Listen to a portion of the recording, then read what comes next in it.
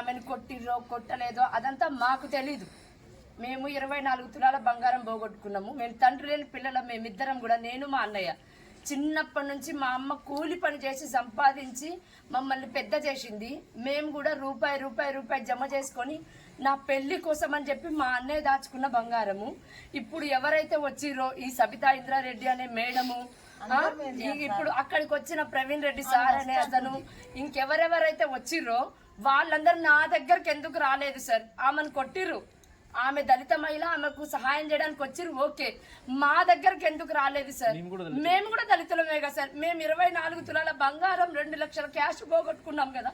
మా దగ్గర కనీసం పరామర్శించడానికైనా, ఆమెను కొట్టడానికి రీజన్ వీళ్ళింట్లో బంగారం పోవడం వల్లనే కొట్టిర్రు, పోయి వాళ్ళని ఒక్కసారి పరామర్శిద్దామని చెప్పి మా దగ్గరకు ఎందుకు రాలేదు సార్? మీ అందరికి చేతులెత్తి దండం పెడుతున్నా. మీ రాజకీయాల స్వార్థం కోసం, మీ రాజకీయాల కుట్రల కోసం నా కేసును డైవర్ట్ చేయొద్దు. నా బంగారాన్ని మీరు ఖచ్చితంగా ఎలాగైనా తీసుకొచ్చి మా ఇంటికి ఒప్పచెప్పేలాగా మీరందరూ మాకు సహాయం చేయాలి.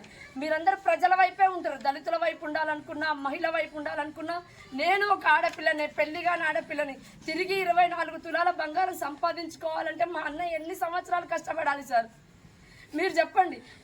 మేము జస్ట్ ప్రైవేట్ జాబ్ చేసుకుంటూ, పిల్లల్ని చూసుకుంటూ, నన్ను చూసుకుంటూ, ఇంత చేసుకుంటూ మా అన్నయ్య మళ్ళీ అంత బంగారం సంపాదించి నాకు పెళ్లి చేయాలంటే ఇంకెన్ని సంవత్సరాలు పడుతుంది సార్?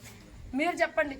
నా కేసును మాత్రం మీ రాజకీయాల కోసమో, మీకు లబ్ధి పొందడం కోసమో నా కేసును మాత్రం డైవర్ట్ చేయొద్దు.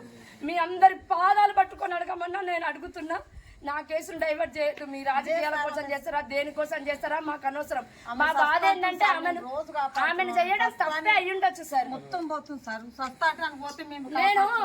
నేను నా వల్లనే మా అన్నయ్యకి ఇన్ని కష్టాలు వచ్చినాయి అని చెప్పి మనస్పర్ధకు గురవుతున్నా సార్.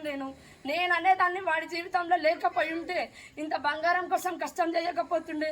ఇంత బంగారం పోయింది. 15 రోజుల నుంచి మా ఇంట్లో వంట చేసుకోలేము సార్. మేము మంచినీళ్ళతో బ్రతుకుతున్నాం. మీరు ఇవన్నీ గ్రహించాలి. ఎవరి రాజకీయాల స్వార్థం కోసం, ఇంకా దేనికోసమో, ఎవరి పేరు తెచ్చుకోవడానికి కోసమో, ఇంకా దేనికోసమో నా కేసును మాత్రం డైవర్ట్ చేయొద్దు.